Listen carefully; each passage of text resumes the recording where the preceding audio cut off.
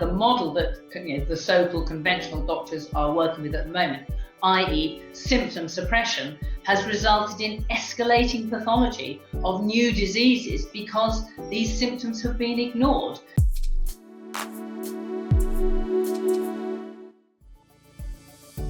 Welcome to Wellness Wednesday.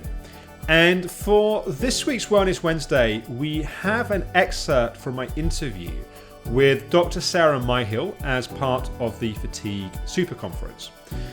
Dr. Myhill is one of the medical experts and really visionaries that I most admire and respect. She has been ruthlessly committed to the care and the standing up for fatigue populations here in the UK. Sometimes a significant personal inconvenience, but she's been an absolute advocate of getting the right support and the right care for people suffering from fatigue-related conditions.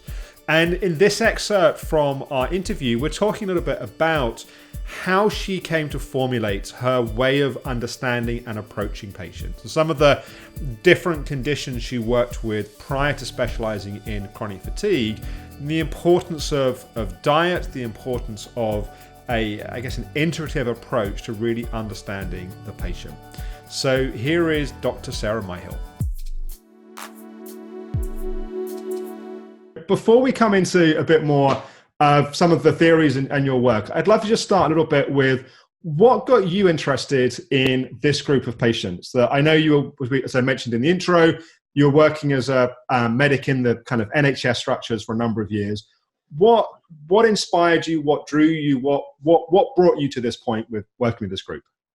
Well, it was very clear from my early days in general practice that when people came to see me with whatever problem, and it doesn't matter if it was blood pressure or arthritis or whatever, they wanted to know why it was that they had that medical condition.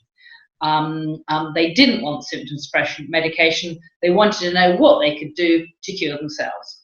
And in those early days, I can promise you it was a struggle because medical school does not prepare one for that sort of question.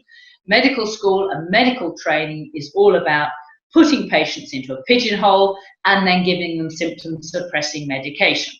So headache would be treated as a paracetamol deficiency, high cholesterol would be treated as a statin deficiency, and depression would be treated as a deficiency of SSRI drugs.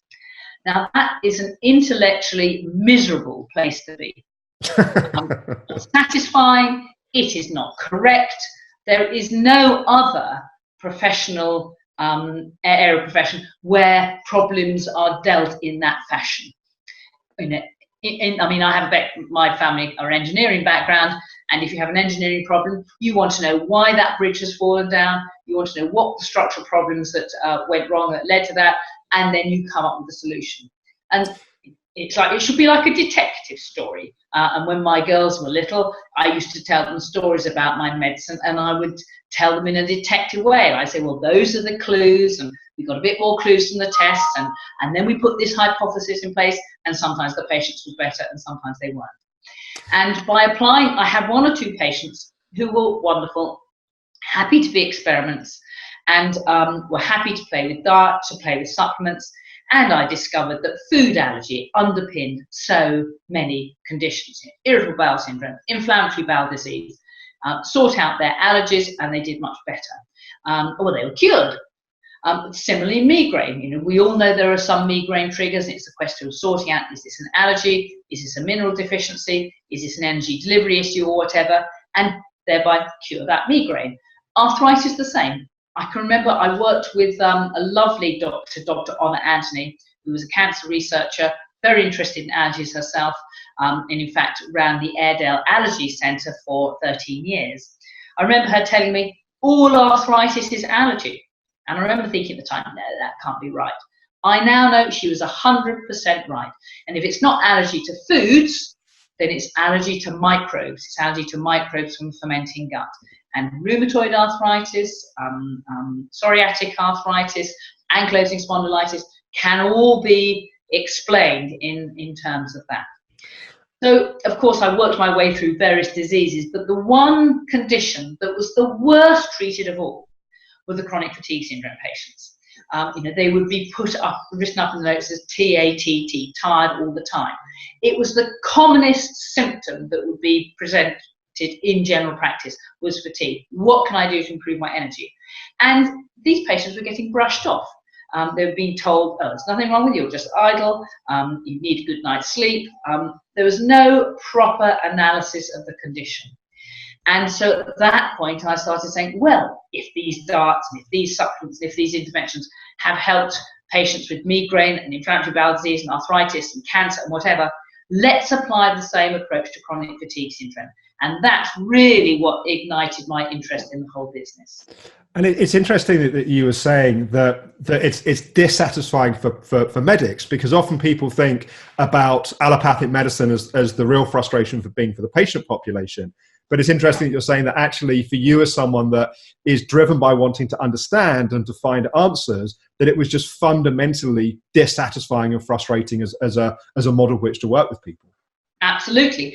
And worse than that, the model that the so-called conventional doctors are working with at the moment, i.e. symptom suppression, has resulted in escalating pathology of new diseases because these symptoms have been ignored. And if you symptom suppress, you actually accelerate the underlying pathology. So, for example, when I was at medical school, Alzheimer's disease was pretty much unheard of. I remember the excitement of a neurological outpatient when the consultant said, oh, we've got a very special surprise for you now.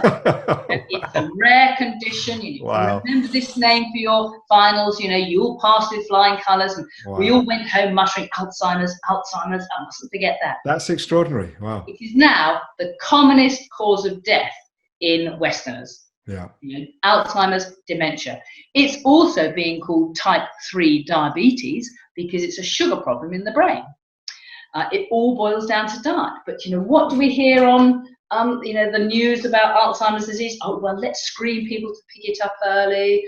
Let's find new drugs to treat it. Nonsense. We're just back to our old ways of symptom suppression thinking instead of really grasping the nettle and asking what the root cause of the problem is. So I hope you enjoyed that excerpt. You can watch Dr. Myhill's full interview of the Fatigue Super Conference at fatiguesuperconference.com, where you can still buy online access to the entire event.